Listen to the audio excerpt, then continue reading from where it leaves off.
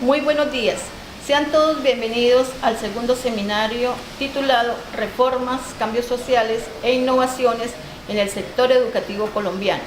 Tendremos invitados especiales, entre otros el presidente Juan Manuel Santos, la ministra de Educación Nacional, estudiantes de diferentes universidades nacionales y colegas y docentes, amigos, los cuales vamos a llevar la temática al respecto.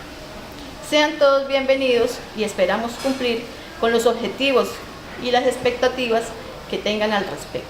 Daremos inicio hablando de las reformas en el marco legal y entre ellas están la Constitución Política de 1991, la Ley General de Educación, Ley 115 de 1994, el Código de Infancia y Adolescencia, Ley número 1098 del 2006 y la Ley de Educación Superior, Ley 30 de 1992.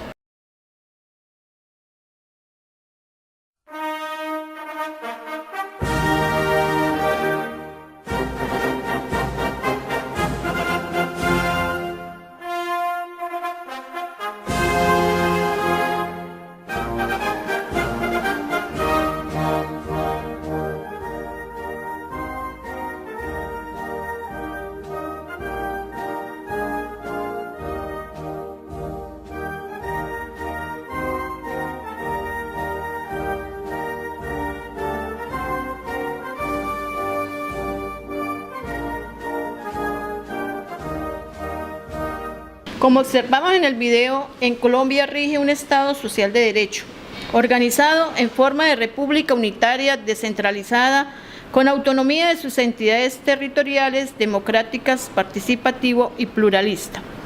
Establece que la educación es un derecho de la persona y un servicio público, que tiene una función social señalando como responsable al Estado, a la sociedad y a la familia. En Colombia, la educación es obligatoria entre los 5 y 15 años de edad y comprende como mínimo un año de preescolar y 9 de educación básica. Corresponde al Estado regular y ejercer la supremacía, inspección y vigilancia de la educación con el fin de velar por su calidad, por el cumplimiento de sus fines y por la mejor formación moral, intelectual y física de los educandos. Garantizar el adecuado cumplimiento del servicio y asegurar a los menores las condiciones necesarias para su acceso, permanencia en el sistema educativo. La Nación y las entidades territoriales participarán en la dirección, financiación, administración de los servicios educativos estatales en los términos que señale la Constitución y la ley. En esta segunda parte estudiaremos la Ley General de Educación, Ley 115 de 1994. ¿Qué es la Ley 115? Es la ley estatutaria que señala las normas generales para regular el servicio público de la educación. Se fundamenta en los principios de la Constitución Política sobre el derecho a la educación y define y desarrolla la organización y la prestación de educación formal en sus niveles preescolar, básica, que comprende primaria y secundaria, y media, no formal e informal, dirigida a niños, jóvenes de edad escolar, a adultos, a campesinos, a grupos étnicos, a personas con limitaciones físicas, sensoriales y psíquicas, con capacidades excepcionales y a personas que requieran rehabilitación social. El servicio educativo comprende el conjunto de normas jurídicas, los programas curriculares, la educación formal, no formal e informal, los establecimientos educativos, las instituciones sociales con funciones educativas, culturales y recreativas, los recursos humanos, tecnológicos, metodológicos, materiales administrativos y financieros, articulados en procesos y estructuras para alcanzar los objetivos de la educación.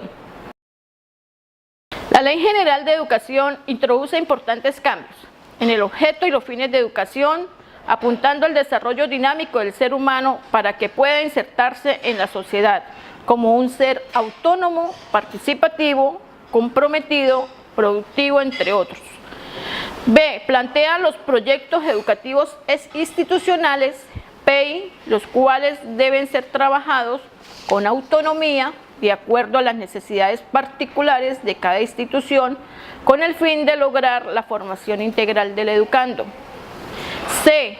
El plan de estudios, que relaciona las diferentes áreas con las asignaturas, con los proyectos pedagógicos. D. El establecimiento de un sistema nacional de evaluación de la educación. Y E. Competencia al Ministerio de Educación para regulación del currículo a través de los lineamientos generales de los procesos curriculares y en la educación formal mediante los indicadores de logro. Como parte integral de este servicio educativo, la Ley General determina la atención educativa a poblaciones, personas con limitaciones o capacidades excepcionales, educación para adultos, educación para grupos étnicos, educación campesina y rural y la educación para la rehabilitación social.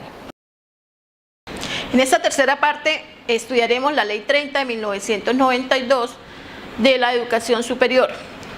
Es la ley marco en la cual el Estado, de conformidad con la Constitución Política y con la Ley General de Educación, organiza el servicio público de la educación superior. En su capítulo cuarto, artículo 16, dice que las instituciones de la educación superior son las instituciones técnicas profesionales, las instituciones universitarias o escuelas tecnológicas y las universidades. Son muchas las polémicas que han generado la reforma. Veamos esta nota. Adelante, corresponsal. En Colombia hay millones de jóvenes deseosos de estudiar y aportar al desarrollo de un país. Pero a pesar de que somos muchos los jóvenes que soñamos con acceder a una universidad pública, las oportunidades son muy pocas. Los cupos son limitados y el examen de admisión le cierra la puerta a muchos. Lamentablemente, solo una pequeña minoría puede alcanzar esta meta. Ahí ya hay un problema. Nosotros queremos más oportunidades para los jóvenes colombianos. Pero al parecer el gobierno colombiano quiere lo contrario. Y en vez de aumentar los recursos para la educación, para nuestra educación, han abandonado progresivamente las universidades públicas. Hoy las universidades públicas están en crisis. Los recursos ya no alcanzan. ¿Te parece justo que millones de colombianos paguemos impuestos que se supone deberían ser invertidos en educación y salud? Y al contrario, el Estado nos niegue los recursos. Desde los 90 las universidades públicas no recibimos un aumento real de presupuesto. Nos toca, con los mismos recursos, duplicar la cantidad de estudiantes. Aumentar profesores. Generar investigación. Y construir y modernizar planta física. Es algo ilógico. Las universidades se están quebrando y se quebrarán si las cosas siguen así. Porque le sacamos el jugo a todo, nos toman como payasos. Pero nuestra educación no es ninguna payasada.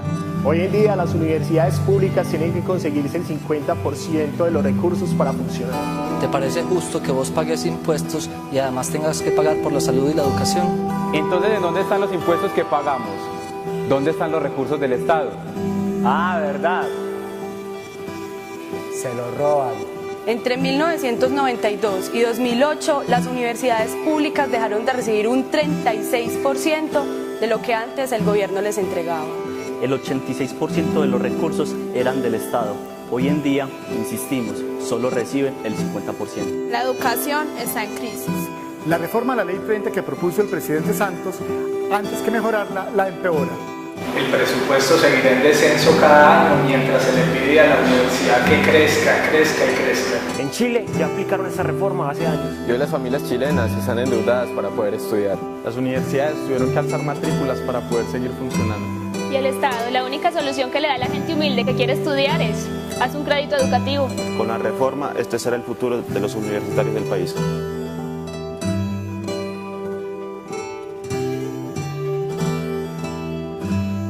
Por eso acudimos a todos los jóvenes colombianos que sueñan con un futuro mejor. Y a todas las familias que queremos salir adelante.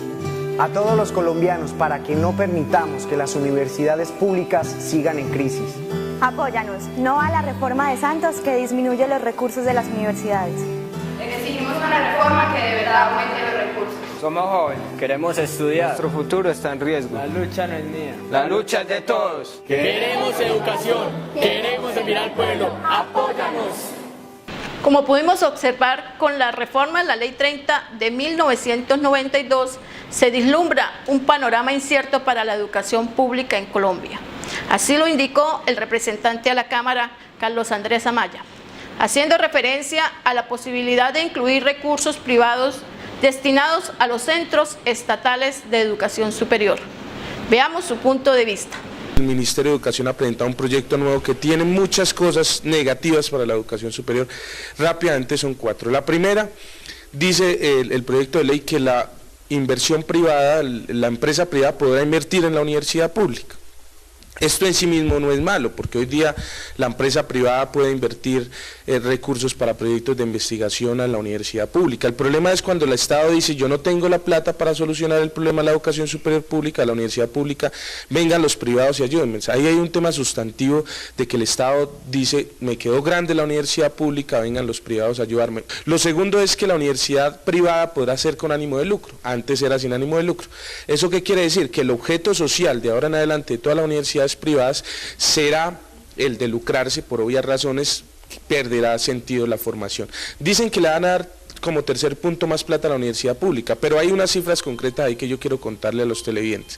Le van a dar 430.000 millones de pesos únicamente en los próximos 4 años, para aumentar la cobertura en 650.000 estudiantes en todo el sistema de educación superior. Hoy la universidad pública sostiene 550.000 estudiantes más o menos, con un presupuesto de 2.1 billones de pesos. El déficit actual de la universidad pública es de 650.000 millones de pesos, es decir, lo que le van a dar en estos 4 años ni siquiera soluciona el déficit hasta ahora generado por el aumento de cobertura hasta este punto. Y lo cuarto es que el Estado reconoce dentro de que la universidad pública deberá rendir cuentas, y eso se viene haciendo. Es más, por estos días la UPT se está rindiendo cuentas a la sociedad. El problema es cuando se pierde la autonomía y la universidad pública tiene que perder uso de su autonomía y salir a hacer ejercicios que no, o que van en contravía de la misma autonomía universitaria. Gracias, representante. Ahora tendremos al doctor Juan Manuel Santos, presidente de la República de Colombia, quien también se pronuncia y dará una solución. Adelante. Mañana mismo pueden regresar los estudiantes que hoy quieren estudiar y que no los dejan estudiar. Yo le pediría al Honorable Congreso de la República autorización para retirar el proyecto, porque requiere una votación afirmativa, una decisión del Congreso. Retiramos el proyecto e iniciamos un proceso de diálogo sobre los puntos que están en el proyecto y cualquier otro punto que se quiera adicionar. Gracias, señor presidente. Así damos por terminado la primera parte de la temática referente al marco legal.